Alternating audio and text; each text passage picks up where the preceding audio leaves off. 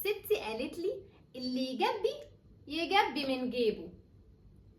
المثل ده من الامثال اللي بتتقال على لو انت عايز تتمنظر، عايز تدي لحد حاجه، عايز تساعد حد بحاجه، عايز تطلع صدقه، عايز تعمل اي حاجه، اعملها من جيبك، اعملها من فلوسك، اعملها من الحاجه اللي تخصك، مش من حاجه حد تاني. يعني ما ينفعش ابقى انا مثلا عايزه اساعد حد مثلا، فاقوم رايحه قايله لصاحبتي طلعي لها مش عارف ايه، اديها انت من عندك، ما اديها انا اللي عايزه اساعد.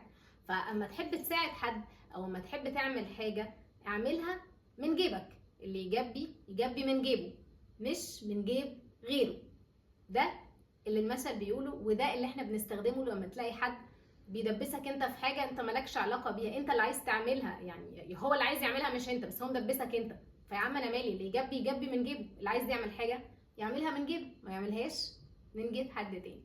شكرا.